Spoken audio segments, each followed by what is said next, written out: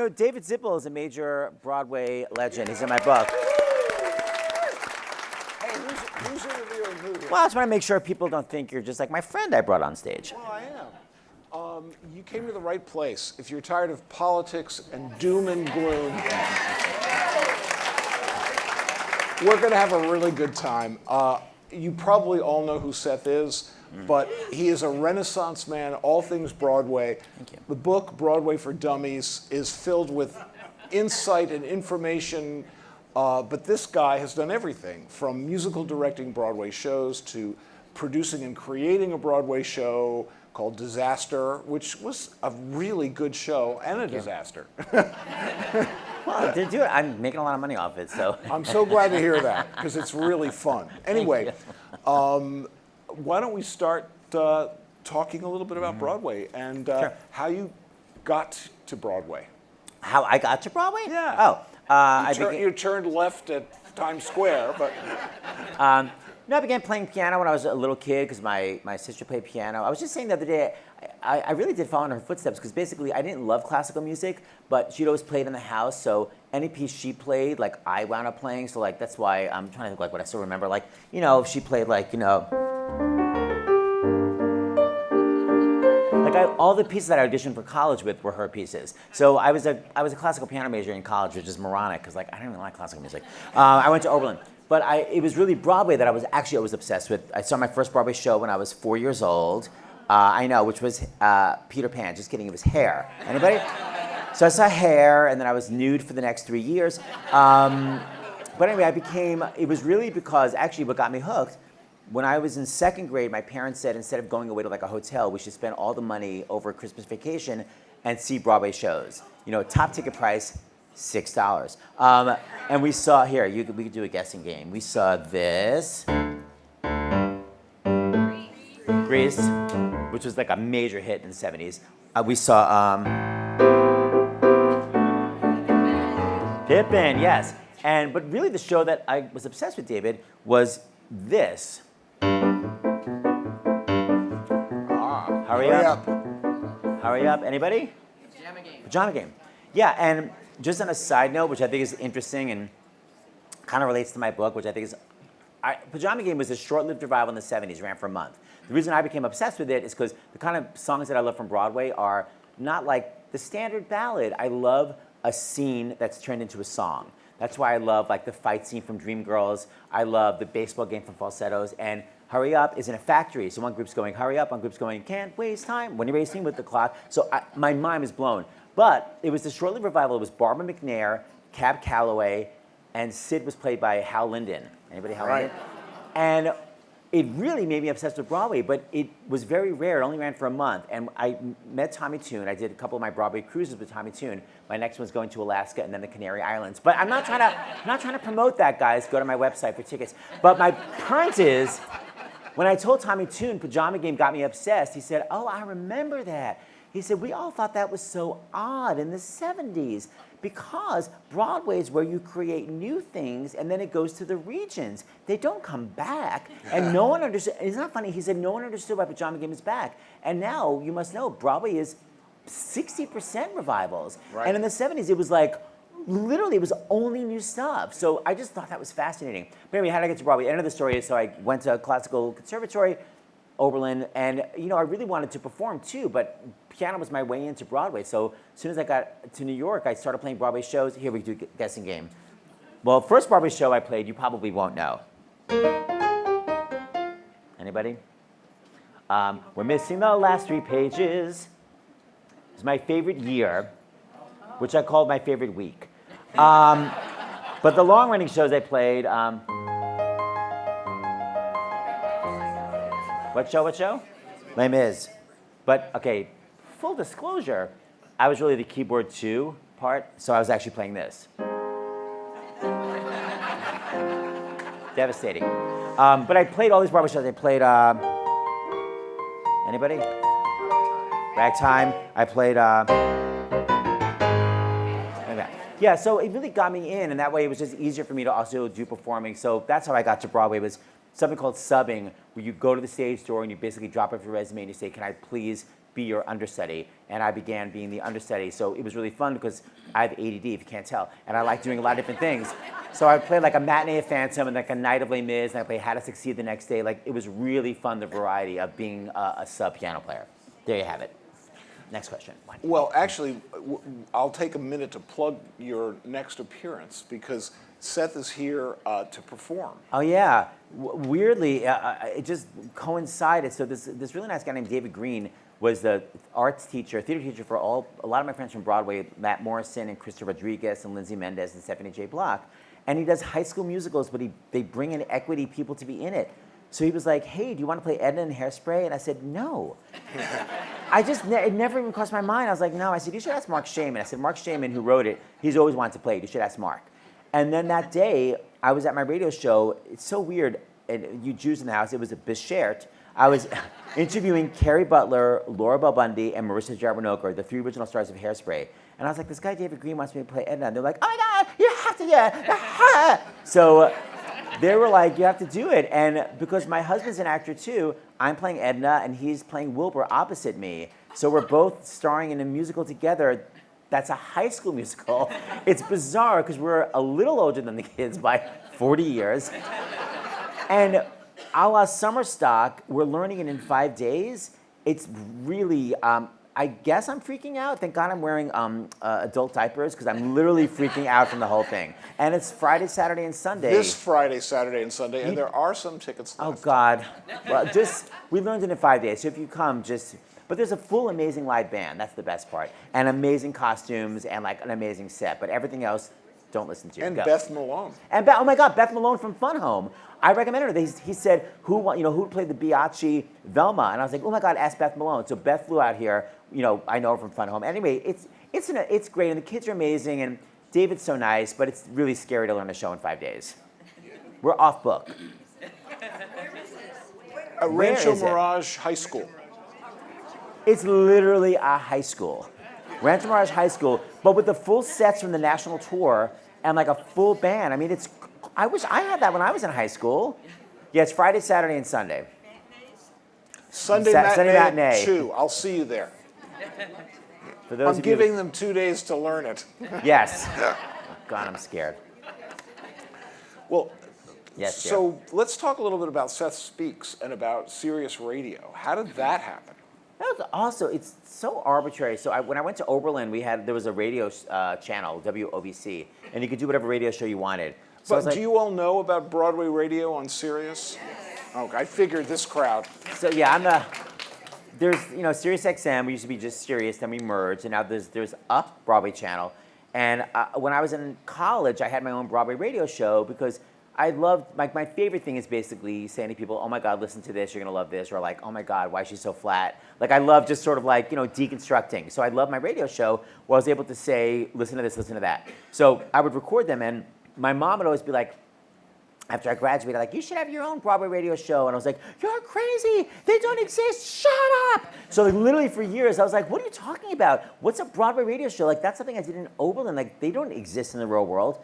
Cut to, I wrote this play called Rhapsody in Seth about, I know, but it's about growing up. It was like my first, really put me on the map. It was about growing up on Long Island, and like everybody hated me because I was gay, but everybody loved me because I could play the piano well. So there's this weird world where like, we hate you, play for us. And this duo world, and how like I really identified with Rhapsody in Blue, which was like my signature piano piece. You know Rhapsody in Blue, right?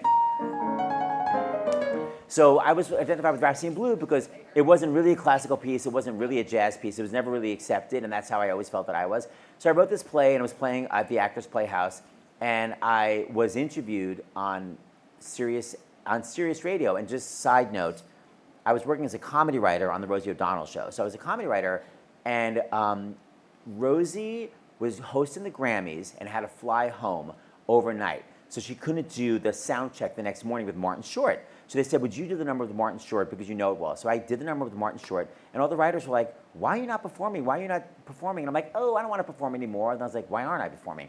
So I was talking to my friend who's a really big agent, and I said, I feel like maybe I should start doing a talk show because like I have a fun personality, and like I love facts. I love Broadway facts. So I started doing a talk show every week called Seth's Broadway Chatterbox. And all the money went to Broadway Cares Equity Fights AIDS, and I got to interview like all these Broadway megastars. So when my show was running off Broadway, I went to Sirius to be interviewed about it, and the head of the Broadway channel heard it. And he said, oh, I think you'd be good on the radio. Do you have like any record of yourself doing a radio show? And I was like, well, first of all, my mother said I should always do one. And I had these talk shows that I'd done. So I gave him the one with BB Newirth. And it was just random. And he said, would you want to host Saturday nights and Sunday nights? And I was like, okay. And thinking that was like a really big deal. But I didn't realize that Saturday and Sunday nights on the radio were like the graveyard shift, like no one listens to the radio. So he gave me like the worst nights of the week. But then after I did like 2 of them, he's like, oh my God, can you just do every single day? And it was just this weird side. I mean, I didn't even know it was anything, but it completely changed my career because people listened to me. Like I was able to do 2 sold-out shows in Red Deer, Canada. Anybody? But like they listen in Canada. Or this and guy. Rancho Mirage. Well, seriously, I mean, it's beautiful. I mean, my dad lives here, so I knew that people listened because my dad would always say like, somebody at the shul was like, are you Seth Rudetsky's father? So that always knew it. But then like I don't even know if you know this, David, this guy named Ron Meyer, who created CAA, like this major agency, listened to my radio show. So he like wrote to me on my website. He's like, I want to take you out to lunch. And I was like, all right. And because he knew what I'm obsessed with, he literally flew me on his private plane to his house in Beverly Hills so I could watch a screening of a movie and meet Barbra Streisand. Because my radio show, I mean, like this thing that I didn't even know was a job. So that's how it happened. And by the way, it's not really a job if you saw my salary. But the rest of it is amazing. Go. That's it. It's all true.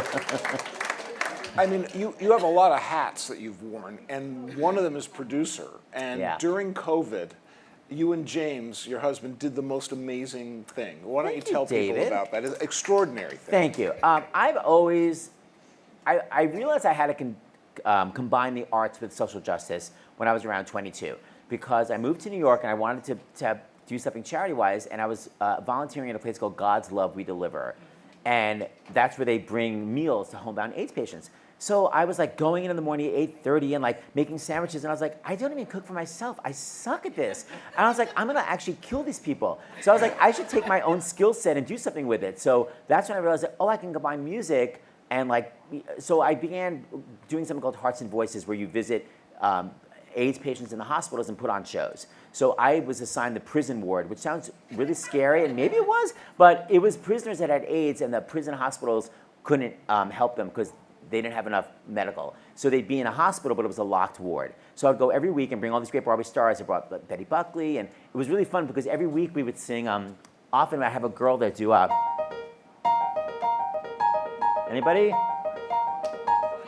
Every day for a week. Chorus line, the song Nothing. And we'd always have women singing, and the prisoners loved it. And then one week I actually brought Priscilla Lopez, the original. I was like, she's the one who sang this on Broadway. But anyway, the point is, I always loved doing it's kind of charity work mixed with the arts. Did you ever do Prisoners of Love? Prisoners of Love, our turtle dove. No. Audra McDonald would do a lot of shows. I mean, a lot of great Broadway stars would always do it with me. But my point is, then I began doing these concerts for the Actors Fund, which is now renamed the Entertainment Community Fund, because it was a name that literally people thought it was only for actors. And actors, anyone in show business 100 years ago were called actors. So it's for everybody, publicists, caterers, movie, camera people, conductors, anybody in the arts can get help from the Actors Fund. So when Broadway shut down, it was on a Thursday, and I was like, oh my God, like most artists I know live hand to mouth. I was like, the Actors Fund is gonna be inundated because they'll pay people's rent, they'll give them food money. I'm like, they're gonna be, I was overwhelmed. So it was a Thursday, and I said to my husband, I said, we have to do something to raise money for the Actors Fund. I said, why don't we do something online where we can do some kind of a show and people will donate money? So that was over the weekend. So we called Brian Stokes Mitchell, who was the head of the Actors Fund, and I said, I'm thinking of calling it, I think I was gonna call it like Broadway on the Couch. I don't even know, something horrible. But he said, what about calling it Stars in the House? Because there are stars there, but everyone's in their house. So we called it Stars in the House. We began on that Monday, and this was before like Zoom. I didn't know anything about that kind of stuff. So I said, oh, Kelly O'Hara will do it. So we'll live stream me on the laptop, and I'll FaceTime Kelly, and I'll hold it up, and the laptop will see it. I'm like, I'm a genius. So my husband, James, contacted this really great guy named David Katz, who was, I think, like 19 at the time. And David became a right-hand person, and he discovered something called StreamYard, which is like Zoom, but really better, and where you can actually be filming in different people's houses. And we started that day with Kelly O'Hara, and we'd split the screen, and then it became, we would do reunions of all these Broadway shows, Chorus Line, Ragtime, Hercules, and then James said we need to do comfort TV, so we did ER with George Clooney, we did Taxi, Frasier, and we would do it twice a day, 2 o'clock and 8 o'clock, not since vaudeville. And people would just donate. I mean, it was just people donating, but we wound up, and we're still doing it, we wound up raising $1.3 million just from people sending money. It was great, and it kept us, like focused on something. And like I said, we're still doing it. And sometimes we do it for other charities as well, but it's really our sort of way to kind of keep ourselves active. But that's how it began. And do you still, you still play for a lot of, musical direct for a lot of... I do. I don't do Broadway anymore. So I was subbing for a long time on Broadway. And then I wrote my first book called Broadway Nights, 2004. And then Random House was like, ooh, we want you to write a young adult book. And I was like, I'll do it. ADD style, like 2 years passed. And I was about to go sub on Phantom, and James was like, he's like, do you really want to go sub on the same show you've been doing for the last 15 years instead of like spending those 2 hours writing your book? So basically that's when I was like, I have to stop subbing. So I stopped subbing on Broadway, and I wrote the young adult book, I wrote the sequel. And now, piano-wise, I do my Broadway cruise, Alaska, Canary Islands, and I go around the country doing these concerts called like the Seth Concert Series, which if you ever listen to Seth Speaks, it's like Seth Speaks. So I'm doing all the people's famous songs, like let's say, like when I do with Patti the Poem, like we do Don't Cry For Me Argentina and Anything Goes, but instead of her having scripted patter, which makes me crazy, where it's like, it's so wonderful to be here in Palm Springs. I hate that. So between each song, I go over and I interview them. So it's totally off the cuff, and it really is off the cuff, like Sutton Foster. Like this. Well, it is. Like Sutton was like, oh, when I was 11 years old, I played Annie. I was like, you were Annie? Hit it. And I'll just go to the piano and I'll force them to sing. So it's these spontaneous concerts, and I do them all over the country. I actually want to do it here at, what's that really nice place where my dad used to live? The McCollum, yeah. I want to start the series there. I'm talking to Gary Manilow. Keefe. Gary Keefe, yeah, Barry Manilow's husband. So anyway, that's how I keep my piano chops up, is playing these one-night concerts. And who have you been playing for lately? Oh my God, I have coming up Jesse Mueller, Stephanie J. Block, Norm Lewis, Norbert Leo Butz, Lilius White, speaking of Hercules. I think I kind of play for almost everybody on Broadway in these concerts, and they like it because it takes the pressure off them. They don't have to think of what songs you're gonna do. They don't have to think of their patter. I just basically manipulate the whole thing, control freak style. So, one thing I thought we would do, since Seth knows everyone and knows everything about everyone. I kind of do. I've interviewed so many people that have a lot of stories locked in this noggin. I thought maybe we would start by having people call out Broadway celebrities, and Seth could tell a story about some of them. But before we did that, why don't you pick one of your favorites to start? Oh my God, one of my favorites. Oh, I can't. David, you tell me. Well, how about an audition, forced auditions? A forced audition? Yeah, A bad audition? Yeah. Okay, because I told David, I'm like, oh, I have really good bad audition stories. Can't think of one. No, I do have one. Okay, this is maybe a little inside, but not really. So when you go to an audition, usually they'll tell you to bring your book, meaning like all your audition songs. Like I have an up-tempo, I have a ballad, but I also have a Sondheim, but I have a pop song, and you kind of keep all your music in your book.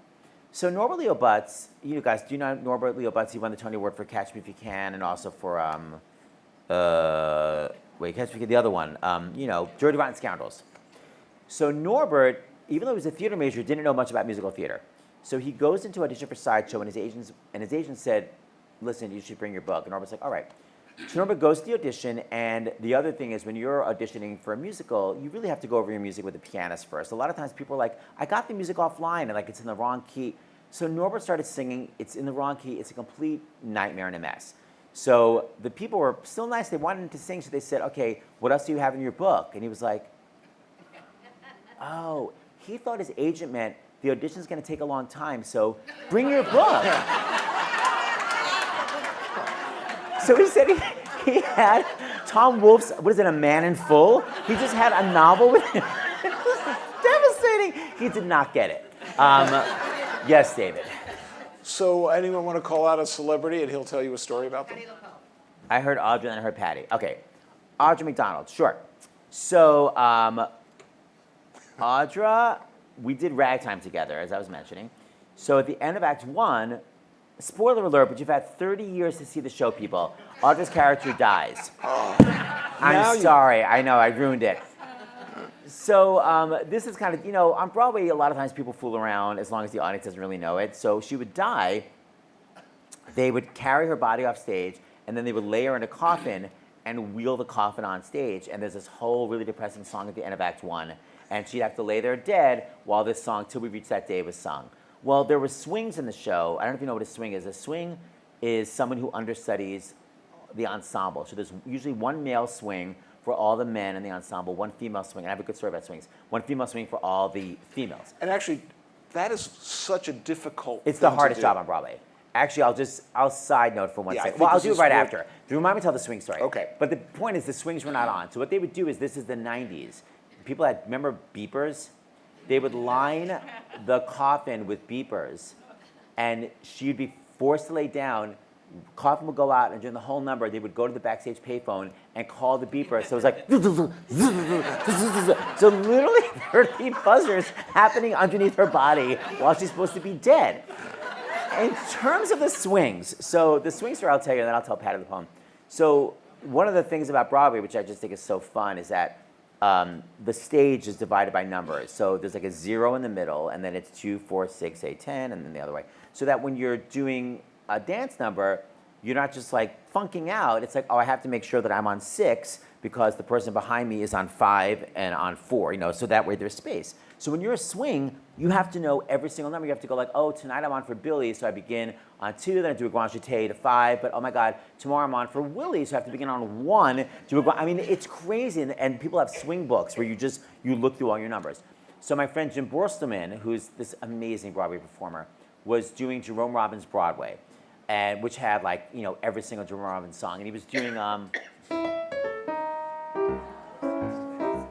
he was doing the big, no, that's the open, he was doing the Rumble. So there was it was his first time on Broadway. He was freaking out. He wasn't really looking at his number, so he was a little bit off of his number. And Joey McNeely was supposed to jump and land in Jim's arms. But because he was over one, Joey McNeely jumped, fell, broke his wrist. Jim smashed into a pole, and his tooth fell out. So, but typical dancer, show must go on. So he finishes the crazy Rumble. He got off stage, and he was wearing, West Side Story, the white T-shirt and the jeans. The white T-shirt was all red. They were like, you have to go to the hospital. As he was leaving, he literally heard a matinee lady go, the Rumble this afternoon was so realistic. It fell out. So the Pat of the Poem story, I'll tell you 2 stories. For one of the stories just aligns with one of my big causes célèbres on the radio. One is that the orchestras have been cut down horrifically on Broadway, and it's infuriating that ticket prices are not only like double, they're like 8 times what they used to cost, and yet we have half the orchestra, and critics are just bothering talking about nonsense instead of saying, it is outrageous that audience members are paying so much money for a 10-person band. It's not an orchestra when it's 10 people, a 10-person band.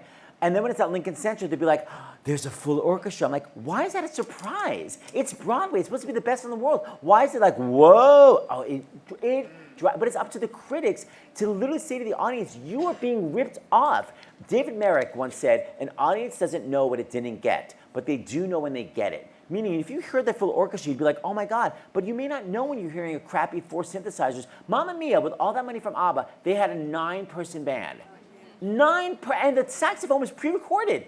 Anyway, my other cause celeb is that the Tony Awards list Best Actor, Actress for revivals and originals.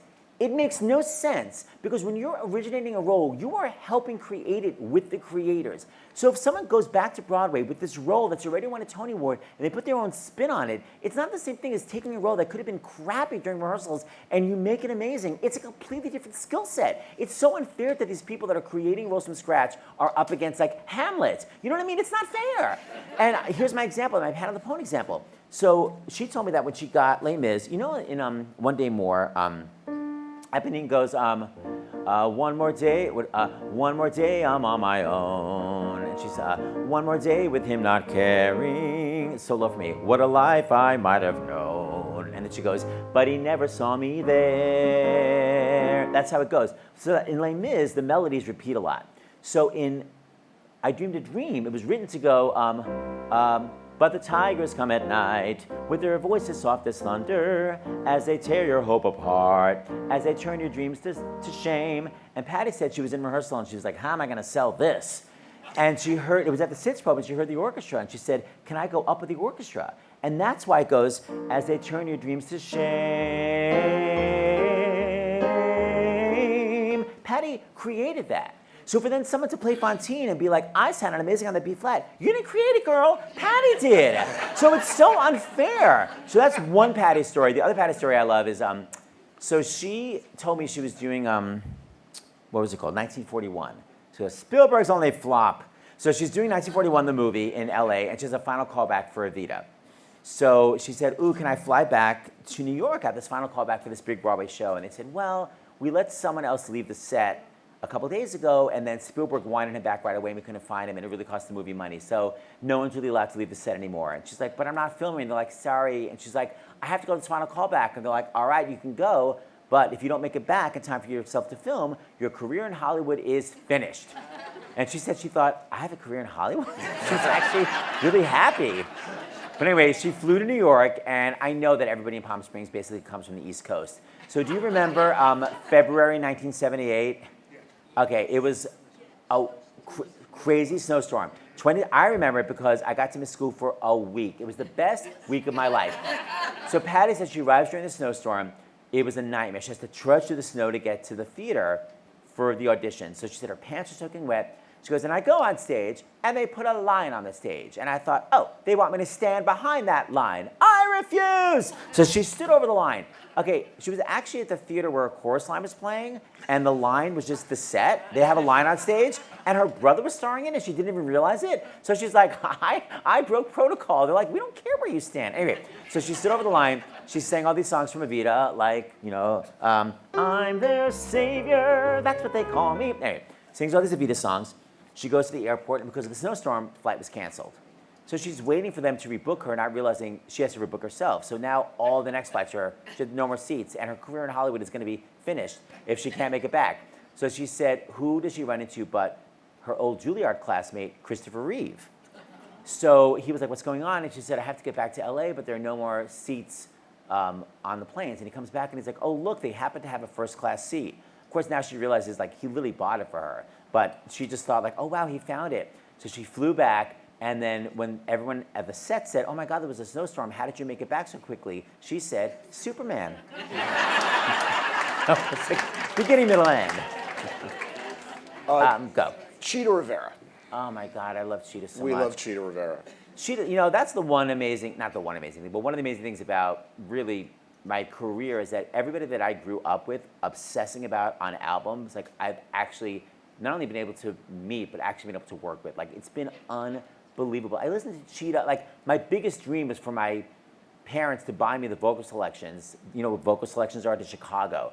Like, my dad would come home, he's like, I got you something. I'm like, is it Chicago? Like, I was obsessed, because Chicago, it's so much great piano. You know, there's so much great piano stuff. Or, and by the way, on a side note, you don't know this, but Cheetah Rivera, after she passed away, James and I were really close to her. There was an auction, and James bought as a surprise for me her original score from Chicago. So it's like my whole childhood, I wanted the vocal selections, and now I actually have like her embossed score. One of the Cheetah stories, okay, two Cheetah stories I know. So she was doing West Side Story, and she, Maria is with Tony. This is sort of a testament to like the power of acting. So Maria's behind the door, and Cheetah said she's supposed to be like, open that door, open that door. And then Maria finally unlocks it, and Cheetah storms in, and then it goes into, you know, a boy like that to kill your brother. So Cheetah's like, open this door. And Carol Lawrence is like, oh. And it literally won't open. And Cheetah's like, I have to get into the bedroom, or else I can't do a boy like that. And it was that old school set where it's just a door. So Cheetah's like, I can walk around it, but it doesn't really make any sense. But Cheetah was like, I have no choice. So she said to herself, I'm going to walk around the door, and the audience will not laugh. And she literally was just like, And she walked around the room, which made no sense, but the audience was like, isn't that fascinating? Because she like willed her mind for that. The other thing I just find fascinating because, side note, so Cheetah was she was a ballet dancer originally, and she said she moved to New York and she auditioned for a ballet company, and there was a man there that was putting on her toe shoes to help her, and I said, who was it? And she was like, George Balanchine. And I said, that's like I took a piano lesson with Mozart. You know what I mean? It's like Balanchine was like her mentor. So she gets into the ballet company, and she around 2 years into it, like when I went to Oberlin, there's a big snobbery between classical and Broadway. So she was a ballet snob, and she thought Broadway was just beneath her. And her friend needed money to continue lessons at the ballet company, and her friend said, can you come with me? I'm auditioning for a national tour, and I have to get this national tour because I need money for next year. Will you come with me for moral support? So Cheetah was like, whatever. So Cheetah went, and she said it's one of those things where her friend was so nervous, she was in the back, and Cheetah didn't really care about the gig, so she was up in the front in full sass. So of course, after the audition, her friend doesn't get it, and Cheetah did. And I said, was your friend devastated? And she was like, I haven't spoken to her in 62 years. But that's how Cheetah got her first show, which was Call Me Madam. And it wasn't with Ethel Merman, it was with Ethel Merman's replacement. Anybody know who that was? Sure. Very good, Elaine Stritch. Applause. Stritch. So Cheetah, I mean, if you're gonna break into Broadway, that's hardcore to break in with Stritch. But what I love is that because she was such a great ballet dancer, I have one more story about Cheetah, which I love. She was so flexible. She used to do this dance. Well, anyway, the point is she had a bruise on her forehead, and she said she couldn't understand. She's like, did I fall? Why do I have a bruise? She realized because she did this dance move where she's supposed to kick the back of her head, but she was so effing flexible, the leg went over her head and was literally kicking her in the forehead. Okay, but the story that I love that Cheetah told me, Cheetah did, guessing game, Cheetah did Cole Porter's big hit in the 50s that has, I love Paris in the springtime. What show, people? Can is correct. So Cheetah was in the original Can with Cole Porter, if you could believe that. And they were auditioning for Gwen Verdon's understudy. So Gwen Verdon had hit it really big in Can. She played Pastiche. And they were auditioning for her understudy. So Cheetah auditioned. And after the audition, a stage manager came and said, Cheetah, Miss Verdon wants to talk to you in her dressing room. And Cheetah said in those days, there was a major divide between the gypsies, the chorus people, and the leads. Like, you didn't talk to them. So she couldn't believe she got to go into her dressing room. And Gwen said, listen, I saw you audition. I don't think you should be anybody's understudy. I think you could have your own roles. And that's what gave Cheetah the confidence to get West Side Story and Bye Bye Birdie. And then the beautiful ending is 25 years later, they were literally starring opposite each other in Chicago. So it's such an amazing, like, Gwen is the reason why Cheetah came up, and then they got to be opposite each other. Oh, I love her so much. Let's do one more celebrity that he can tell a story. Anybody? Elaine Stritch. Good choice. Sure, I got two Stritch songs, two Stritch stories. So, what song is this? I like to propose a toast. So Donna McKechnie was in the original Company, and she said that the first night of Company, Elaine was doing Ladies Who Lunch, which is one of those hard songs because it's the same melody over and over again, so it's hard to remember the lyrics. So anyway, Elaine completely went up on the lyrics, and as she went up on the lyrics, she shoved her hand in her mouth, and just kept it there. So after the show, for some reason, Donna was put up to go to Elaine's dressing room and ask her what was going on. So Donna had to go there, and she's like, hey, Elaine, we know you messed up the lyrics, but why did you put your hand in your mouth? And she literally said, I was trying to find the words. Doesn't make any sense. Then you're asking me who I'm working with next. I'm going to be with Megan Mullally in Kansas City. She's hilarious, and she's such a great singer. So Megan did a TV show where Ellen Burstyn was her mother and Stritch was her grandmother. So Megan had been friends with her. So when Megan got Young Frankenstein, she invited Elaine Stritch. She got 2 tickets for opening night for Young Frankenstein, and she gave it to her husband and to Elaine. So Megan said, she goes, I'm dressed as the Bride of Frankenstein, and I'm bowing, and I look off, and for some reason, Elaine Stritch is already in the wings. She goes, I don't know how she got from the audience to the wings, but Stritch is literally standing in the wings. The show basically just ended that second. And as Megan walks off, Elaine goes, Megan, you are wonderful. the show sucks. Told it like it is. Yes, David dear. Well, let's talk a little bit about Disaster, because you had the best cast. Oh yeah, it was so and fun. It was amazing, and it was a wonderful show. It was my dream. Basically, I read this book by Charles Bush, this amazing book called Horrors of Lost Atlantis, which was based on how he wrote his first big hit, which was called Vampire Lesbians of Sodom. And he basically wrote this show really, really quickly and put all of his friends in it. And I was like, I want to do that. I want to just like surround myself with my friends and write a show. And I grew up obsessed with disasters. I wanted to be a meteorologist. And I had a weather center in my house, like an anemometer. And I used to read all those books, like books about hurricanes and tornadoes, and I was always like, why won't there be an earthquake in New York? I didn't want the death part, but I just was obsessed with it. So the 70s was the time of like the Poseidon Adventure and Towering Inferno. It was like the time to be obsessed with disasters. So I thought, oh, wouldn't it be funny to make a musical, like a disaster movie, but use all the songs from the 70s to further the plot, because it was so 70s. So I came up with this idea, no joke, at the beginning of the 90s, before Mamma Mia, before jukebox musicals were really happening. And I just kept thinking about it, and for years, I was like, I want to have my friends and I want to write disaster. So now it's probably 20 years have passed, and I was doing, again, a benefit for this great organization called Only Make Believe, where they bring theater to hospitalized children. And I'd done one almost every year, and I said, you know what, instead of doing my signature comedy show, I've always wanted to write this musical. Maybe this will force me to write it. So why don't I put on this musical for one night, and I'll do it as a benefit, and that way I'll have to write it. So I started writing it really slowly, and I came to Palm Springs for Desert AIDS Project, right? And I was here with my friend Jack Plotnick, and Jack and I had written a lot of comedy together. We had a show at Caroline's. And he was like, oh my God, disaster sounds so fun. How much have you written? I was like, oh, I haven't written any. I'm like, I'm thinking of it. And he's like, is it in 5 weeks? I'm like, I'll get to it. And he's like, you idiot. So we opened up my laptop and he started typing. And the first one was hot. So he forced me to start writing it. So we wound up writing it together in 5 weeks. He was in LA and I was in New York. And we did it this one night at for Only Make Believe. And it went really, really well. And then we moved it to like off Broadway to the Triad, and then we moved it to off Broadway, and then these producers moved it to Broadway. And you know, the problem was it's really hard to get a theater in New York, and we had a choice of using a theater that we knew we could only get for 3 months because another show was slated to come in, or waiting another year. And it was like we just couldn't decide, but we decided to do it in the theater that we could only get a 3-month run. The delicious part is, the reason why I'm still making money is because it was the New York Times Critics Pick, so at least it's able to be like produced around the world. But we basically had to leave because this other show was coming in, and then the horrible part is the other show came in and only ran for 2 weeks.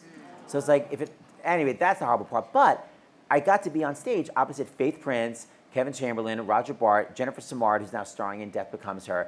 It was like a complete joy, and it was my dream to write the show and be surrounded by my friends. So that was the really great part. I loved doing it, and it was hilarious. And your friends really came through. Oh my God, that's what's so funny. We did a reading of it with all these big stars, and all the theater contracts were like, well, they're saying yes now. When you offer them a Broadway contract, they're not going to do it. And of course, literally, I was like texting, will you do it? They're like, yes. It was just like, I mean, I love actors, and anyway, yeah, they all said yes. Of course, they came through. Oh yeah, I told David too, I said, talk to me about theater naysayers. That's what drives me up the wall the most.